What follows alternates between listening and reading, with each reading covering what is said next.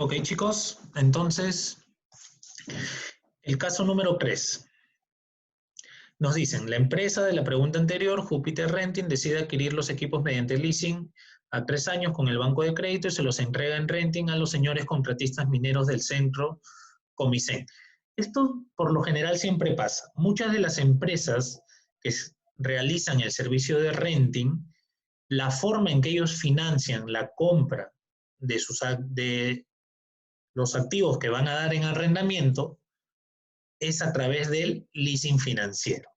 Muchas de estas empresas se financian de esa forma, básicamente por el principal beneficio que tienen, que es el de la depreciación acelerada. Sin embargo, no es que al 100% se financien así.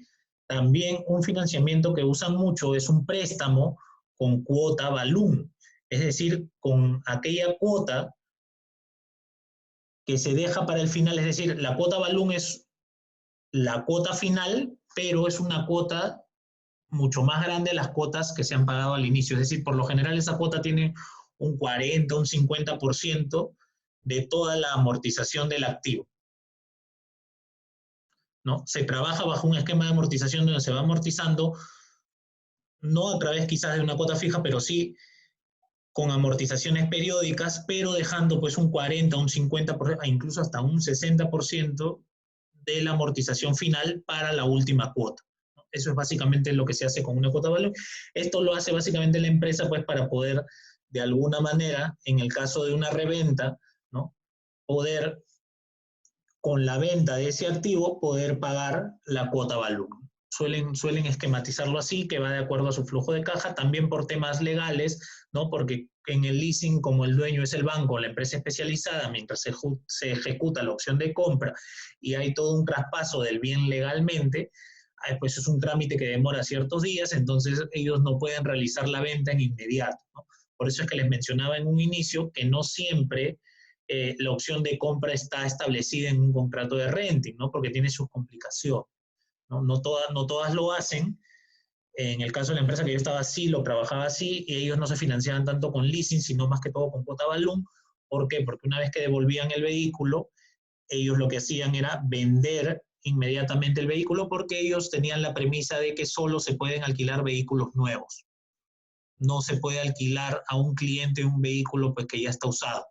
Entonces, como la premisa de ellos era eso, terminado el contrato de renting, el vehículo se vendía no al mismo cliente, si quería lo podía comprar, pero no era la política de la empresa, lo que buscaba era venderlo a través de un mercado pues, de remate de estos vehículos, ¿no? Incluso crearon una nueva razón social y esta razón social era la que se encargaba de la venta de los vehículos, ¿no? Y ellos financiaban con cuota balloon básicamente para que al dejar el mayor monto de amortización al monto final del cronograma, es decir, en el cronograma la cuota balloon es la última cuota, pero tiene un importe pues de entre 40 y 60%. Este pago que era grande lo dejaban para el final, ¿por qué? Porque justo calzaba con la devolución del vehículo en arrendamiento y inmediatamente ellos procedían a venderlo. Entonces, con el pago de esa venta, podían ellos cancelar la cuota balloon. Entonces, básicamente lo financiaban así porque estructuraban el préstamo para que vaya de acuerdo a la liquidez del negocio, ¿no? Entonces, no siempre en estos casos quizás a veces prima el tema de la rentabilidad, sino también el tema de la liquidez. Ustedes saben que en el tema de finanzas hay muchas decisiones que se hacen desde el punto de vista de lo rentable y otras desde el punto de vista de la liquidez. En este caso se priorizaba la liquidez, dado de que para yo poder pagar este esquema de cuotas me era más beneficioso establecer una cuota balloon que se pague con la venta del vehículo. Entonces, aunque el leasing podía haber sido mejor opción, preferían utilizar esto de ahí. Entonces, en caso les venga una pregunta de ese tipo, ya saben que no solo es mirar el tema de rentabilidad, sino también el tema de liquidez y de el contexto que me pongan para yo poder resolver esta pregunta, ¿no? Entonces, tenemos aquí, pero siempre vamos a tener eso, ¿no? Las empresas de renting normalmente se financian, pues, sea con un leasing o sea con un préstamo con cuota balloon, y esos activos se los otorgan en arrendamiento operativo a sus clientes. Entonces nos dicen aquí, al cabo de 3 meses los equipos sufren un accidente en el campamento minero donde estaban operando y quedan inutilizados. Para ponerlos en funcionamiento se necesita de una reparación total, la cual puede demorar 2 meses como mínimo. Entonces, este tema es importante porque en el renting siempre ocurren este tipo de siniestros, ¿no?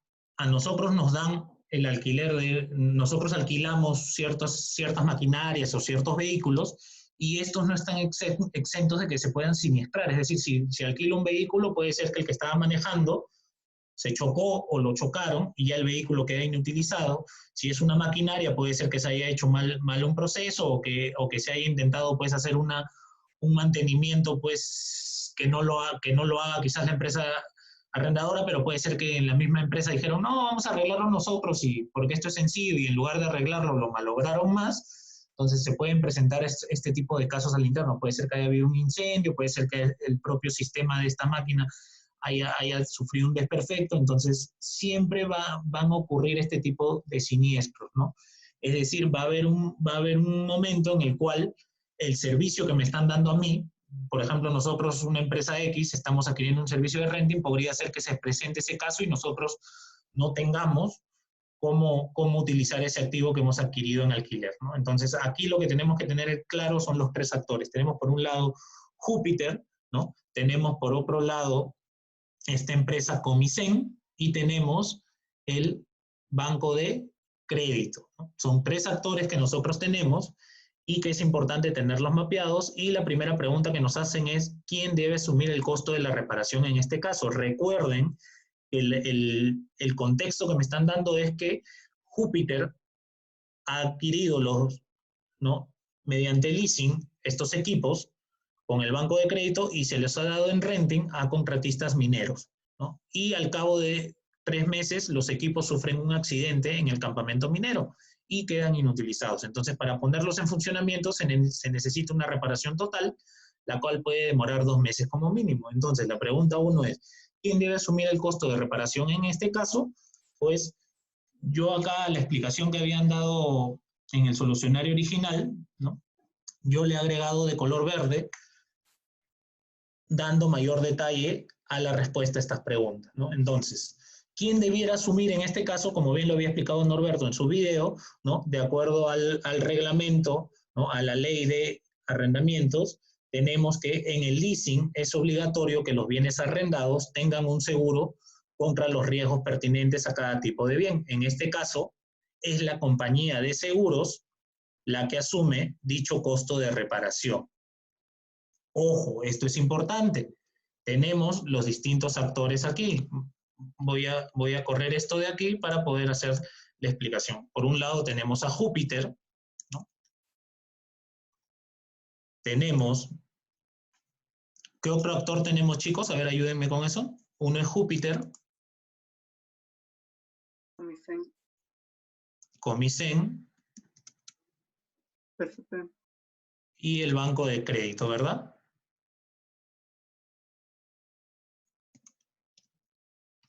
Ojo, pero también tenemos uno más, la empresa de seguros.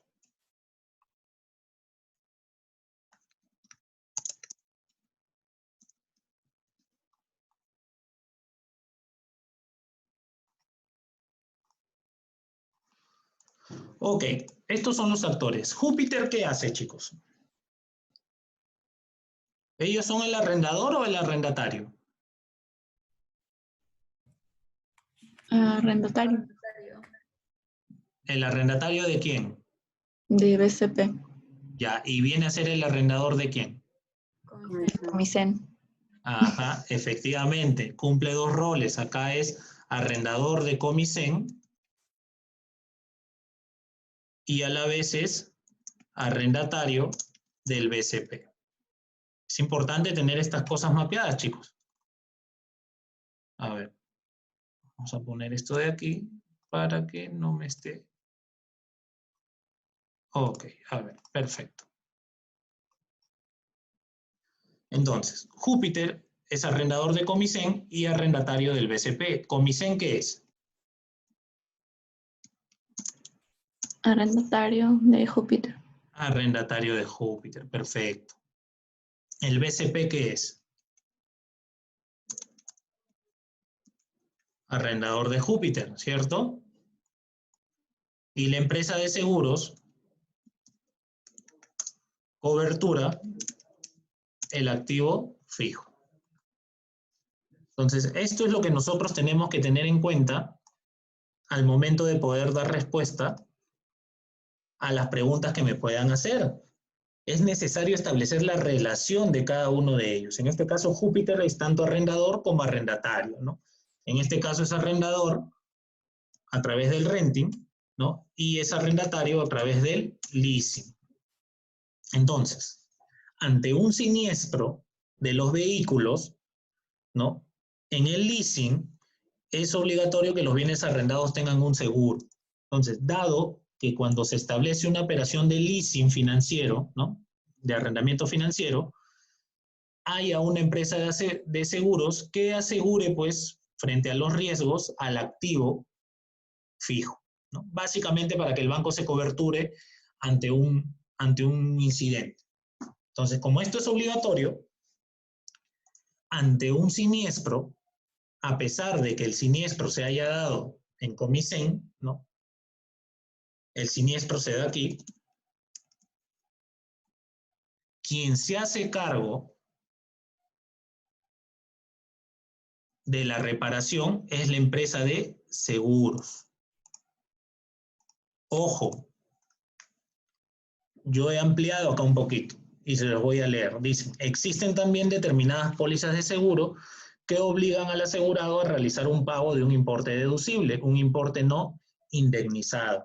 Este importe deducible, por lo general, de un valor mínimo, se entiende como la participación del asegurado en la pérdida ocasionada por el siniestro y tiene como finalidad que el asegurado tome las precauciones necesarias para evitar que ocurra el siniestro. Siempre va a pasar en todas las empresas de seguro.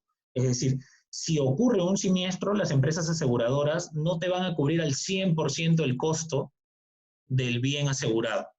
Básicamente, para cubrirse del riesgo de que el que aseguró el activo no se la dé de vivo, pues si diga, ah, bueno, lo dejo en cualquier sitio, coordino con alguien y que se roben y al final el seguro me va a pagar y luego el que me lo robó es un amigo mío y cobro por los dos lados. O lo otro puede ser que yo a propósito hago el siniestro, hago que se incendie y salvé las piezas más importantes, las revendo en otro mercado, ¿no?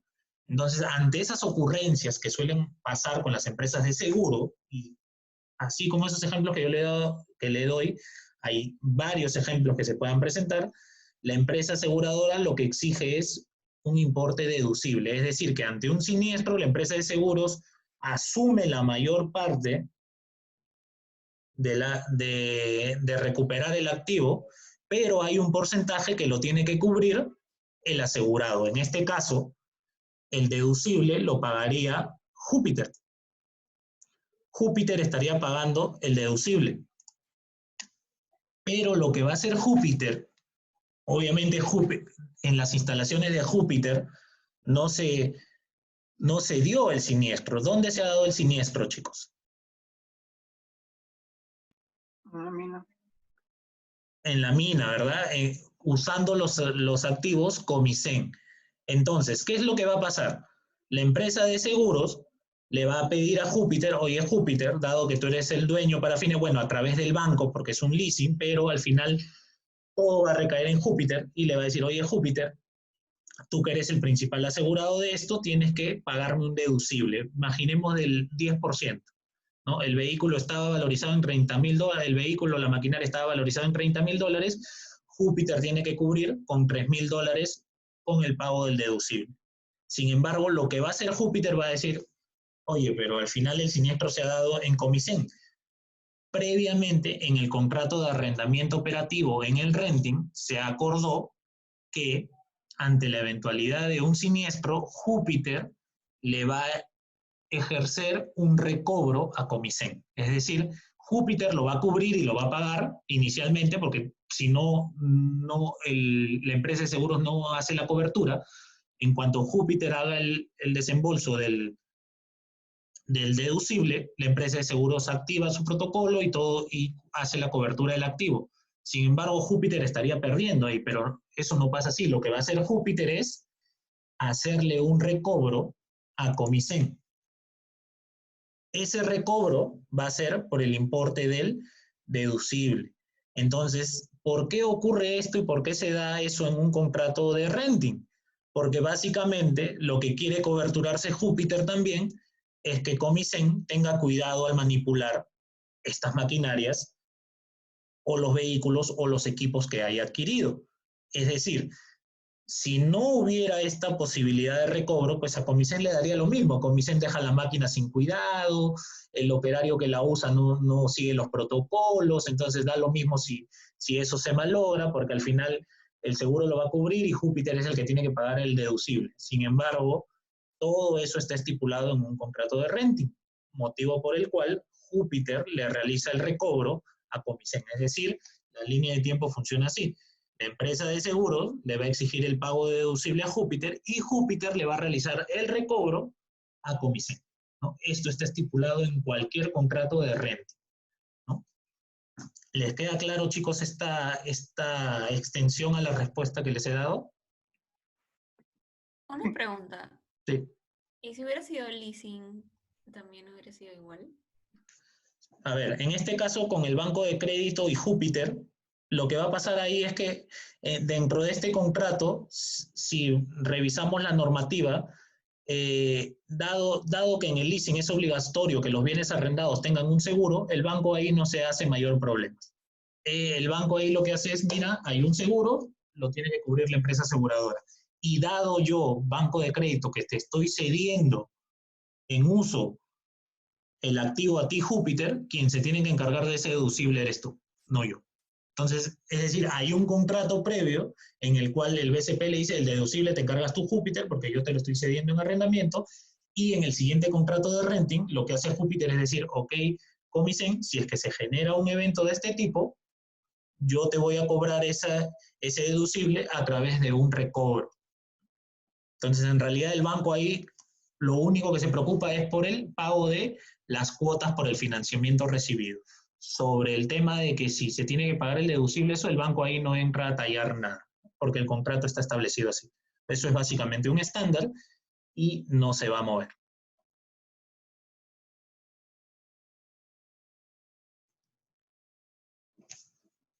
¿Alguna otra pregunta, chicos? ¿Quedó claro este tema para pasar a la siguiente?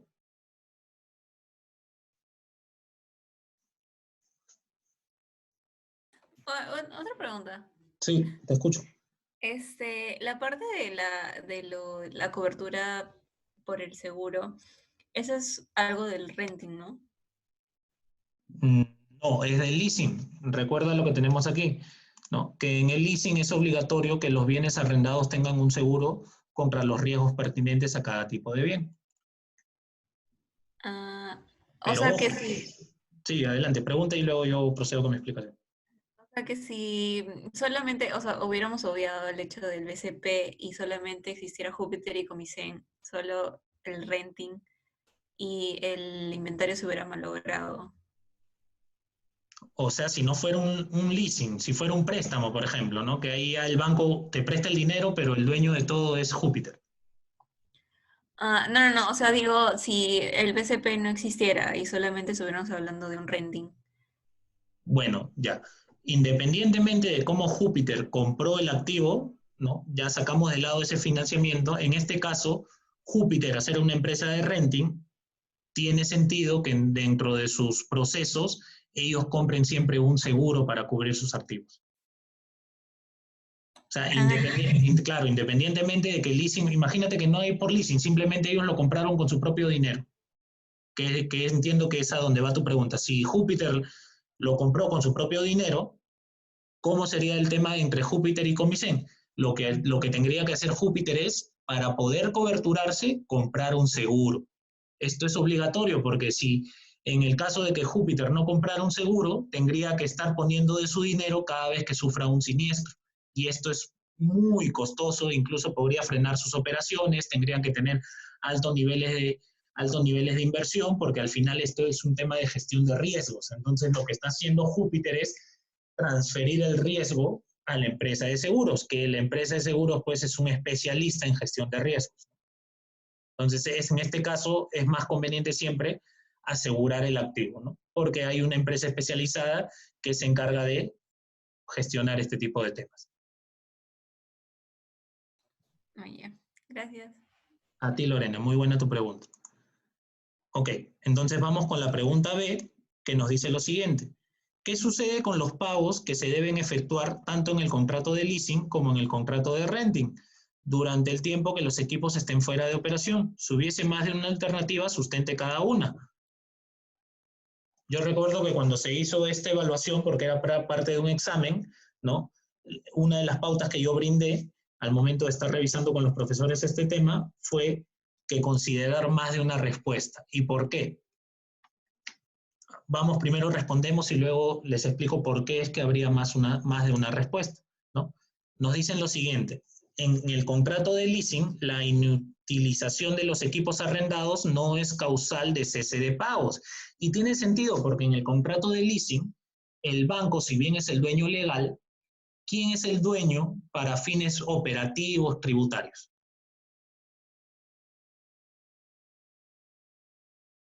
Chicos, si en el leasing legalmente el dueño es el BCP, para fines operativos, para fines tributarios, ¿quién es el dueño? La empresa Júpiter. Júpiter, efectivamente, Júpiter es el dueño. Entonces, lo que sea que le ocurra al activo es tema de Júpiter. Independientemente de lo que ocurra, Júpiter siempre tiene que cumplir con sus pagos al banco, porque el banco lo que está haciendo es de darle la potestad a Júpiter para que haga con el activo lo que Júpiter quiera hacer. Lo único que le preocupa al banco es que Júpiter cumpla con sus pagos. Entonces, ante un siniestro o ante una eventualidad que suceda con el activo, el banco no se hace problemas, ¿no? Dentro del contrato de leasing se especifica esto, ¿no?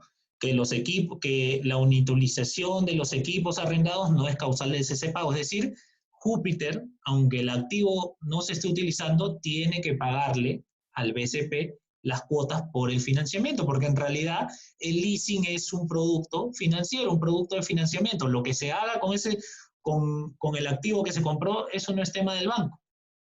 Eso es lo que tiene que quedar en claro, ¿no? Acto seguido, la negociación de nuevas condiciones de pago es otra cosa y está sujeta a la voluntad del arrendador. Lo que puede hacer el banco en esos casos es decirle, ok, mira, vamos a hacer una reprogramación, ¿no? Te puedo modificar el cronograma porque entiendo pues que no estás percibiendo dinero, entonces como tú eres un buen cliente, yo te voy a dar una posibilidad de hacer una reprogramación en tus pagos, ¿no? Dado que estás al día. Entonces, pero eso ya depende de qué es lo que Júpiter acuerde con el BCP, ¿no?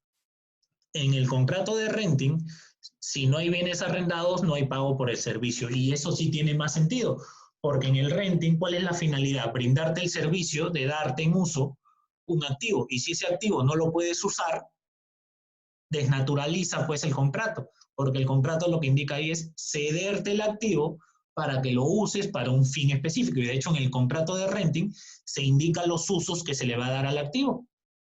Entonces, si no estás utilizando el activo, no hay por qué cobrar por el servicio que se está realizando. Sin embargo, esto depende. Por eso ahí, en la pregunta, les indican lo siguiente, ¿no? Que fue una de las apreciaciones que yo hice en su momento. Si hubiese más de una alternativa, sustente cada una. Y es porque las empresas de renting ya prevén esto. Si ustedes se acuerdan un poquito, ¿no?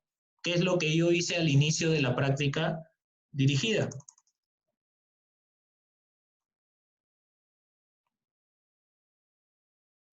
Lo que yo expliqué al inicio de la práctica dirigida es lo siguiente. ¿Qué compone la cuota del renting, chicos? El alquiler, servicio de asistencia. Todo. Efectivamente. ¿Y uno de ellos cuál era? Podría ser el reemplazo exclusivo, ¿verdad? Y si no querían pagar tanto por eso, podrían utilizar un reemplazo genérico. Estos son términos que se utilizan bastante en el renting, ¿eh? ¿Por qué La empresa de renting prevé esto porque es usual que las máquinas, los vehículos, los equipos se siniestren. Entonces, obviamente, como la empresa de renting no quiere dejar de percibir dinero, lo que hace es que dentro de la cuota te establece parte del pago de un reemplazo. Es decir, que ante la eventualidad que ocurra este siniestro, la empresa de renting ya se coberturó y lo que hace es decirte, ok, no te preocupes, el tema del siniestro ya lo negociamos con la empresa de seguros por este lado, pero yo automáticamente te doy un servicio de reemplazo. Es decir, esa máquina que tú estabas utilizando, al día siguiente o de acá a unos 2 o 3 días ya la puedes seguir utilizando porque tienes un servicio de reemplazo. Quizás con las maquinarias es un poco difícil, pero con un vehículo es más fácil. ¿Cómo pasaba en la empresa en la que yo trabajaba? Por ejemplo, Telefónica adquiría mediante renting unas 400, 500 vehículos. Sin embargo, el servicio de reemplazo exclusivo hacía que no se le den solo esos 400 vehículos, sino que se les den 420 vehículos, de los cuales ellos utilizaban 400. Pero si había un vehículo que se malograba o se paraba, de ese stock de 20, podían sacarlo y utilizarlo hasta que la empresa aseguradora cubra pues el tema del seguro, ¿no? Coordine con nuestra empresa para ver pues la reposición de este vehículo, pero mientras tanto Telefónica no paraba sus operaciones porque tenía un servicio de reemplazo exclusivo. Entonces, muchas de las empresas de renting prevén todas estas cosas. Por eso es que dentro de su servicio está este valor agregado, es decir, no solo te alquilan el bien. Eso quizás era pues hace unos 10, 20 años, pero ustedes saben que los negocios van evolucionando y parte de eso tiene que ver con el valor agregado que ofertan pues las diversas empresas para que los clientes cada vez estén más satisfechos con sus productos, puedan fidelizarse. Entonces, si ustedes se dan cuenta, toda esta lógica marketera comercial tiene un impacto financiero. Por eso yo siempre les comento que los temas que nosotros trabajamos son temas muy importantes porque no solo tienen que ver con finanzas, tienen que ver con un montón de aspectos previos.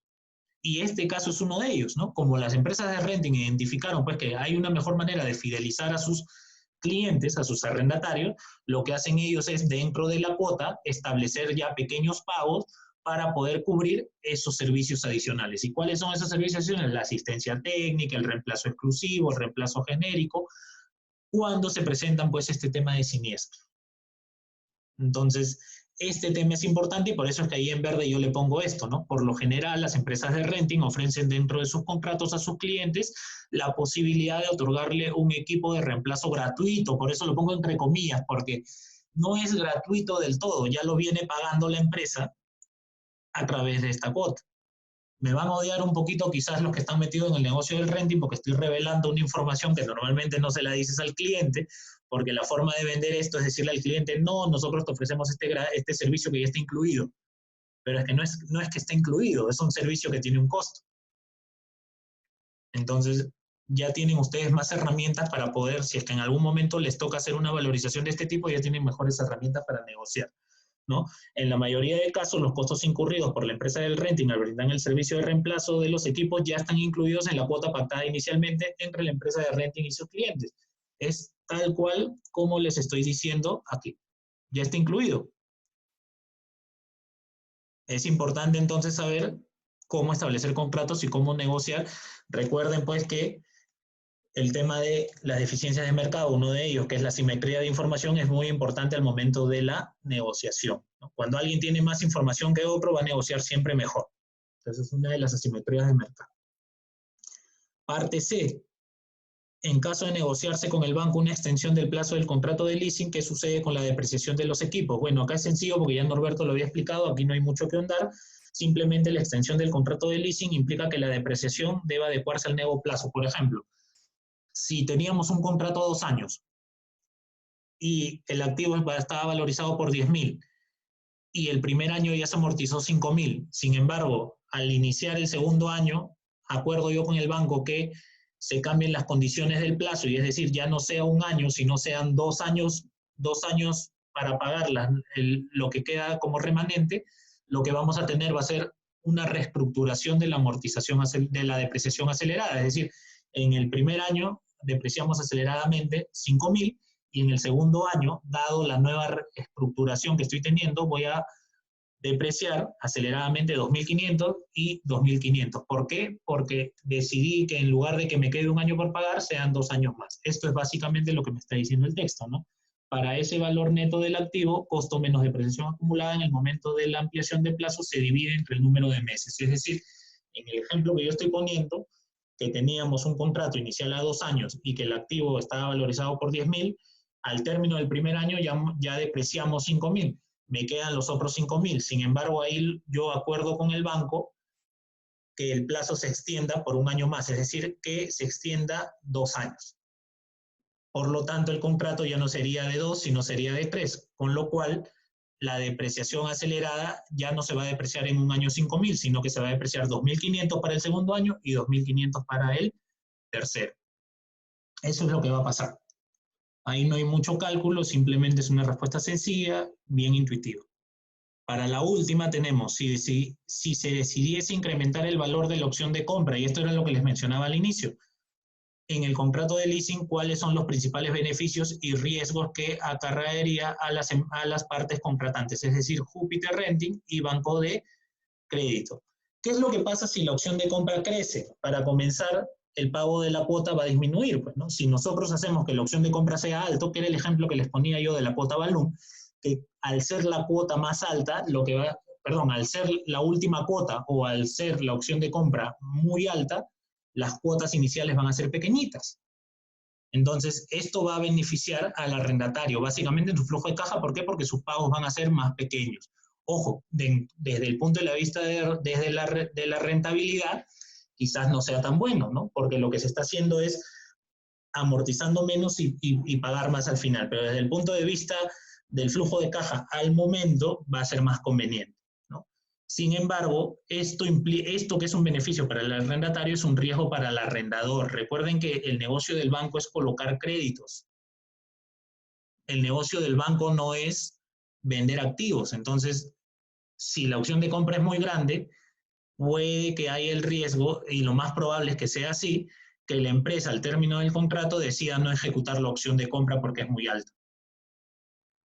Entonces, en ese caso, el banco se quedaría con el activo y pues el banco no es un especialista en venta de activos. El banco es especialista en la captación de depósitos y en la colocación de créditos. No es especialista en la compra y venta de activo fijo. Entonces, ese sería el principal riesgo del banco. Por eso es que, por lo general, cuando se estructuran los financiamientos de leasing, la opción de compra es chiquitita.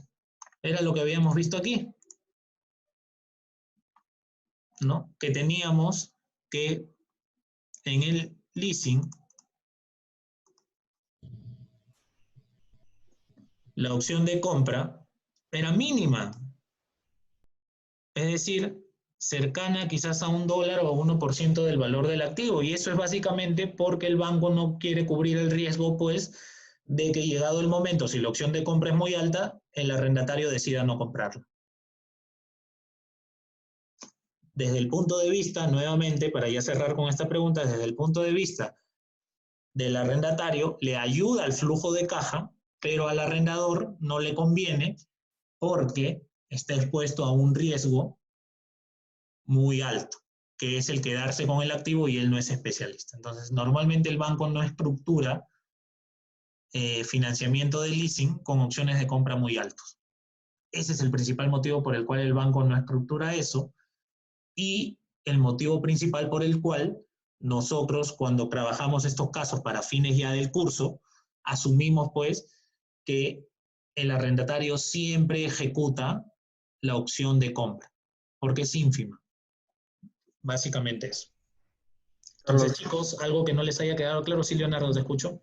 sí, justo esto mismo, dice, ¿no? Que como solamente en leasing el mínimo es un dólar o un 1%, un monto mínimo, pues, ¿no? Para que siempre se compre el activo. En el caso que dijeron que se aumenta la opción de compra al final del leasing, no sé por qué valor se aumentaría, quizás, no sé, pasaría a ser 10% del valor del activo, por ejemplo, ¿no? O algo así.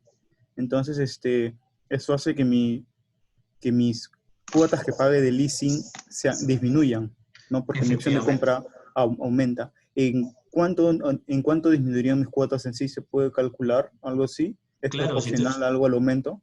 claro, si tú tienes, por ejemplo, miras este cronograma, te das cuenta que hay una opción de compra, a ver, evaluación de leasing, tenemos acá una opción de compra. Si esta opción de compra fuera más alta, se va a ver afectado. Recuerda en tu fórmula, ¿no? Vamos a ponerlo por aquí, a ver. Me parece que acá arriba está más didáctico.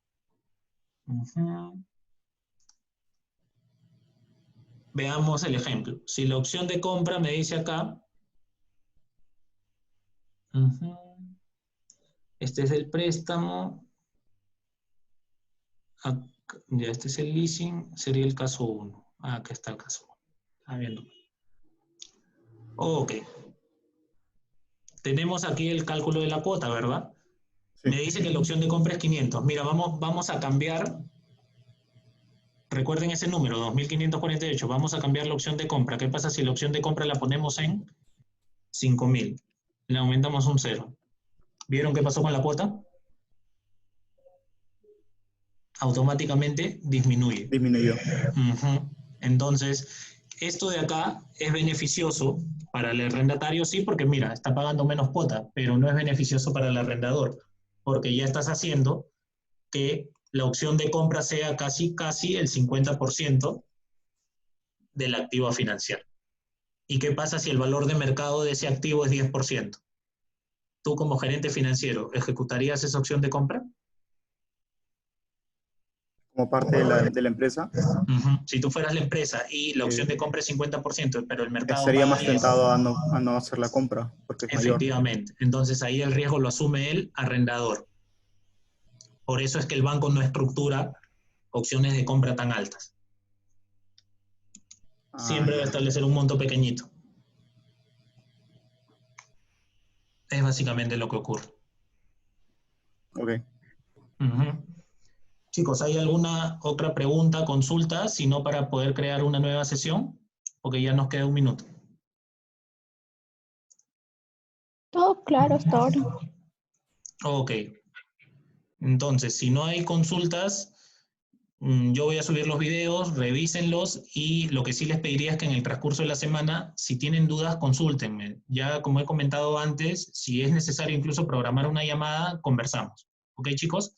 Carlos, ¿vas a subir ese Excel? Este Excel de aquí, este ya está subido en el Paideia. Ah, bien. Sí, esto de aquí, bueno, lo van a tener en el video, ¿no? Sí. Y lo que sí les voy a pasar es esto de aquí, que tiene mayor detalle. Ok, chicos. Cualquier duda, consulta, estamos en coordinación. Que tengan buen fin de semana y hasta el próximo sábado. Muy bien, Carlos, gracias. Adiós. Chao, Carlos. Adiós. Gracias.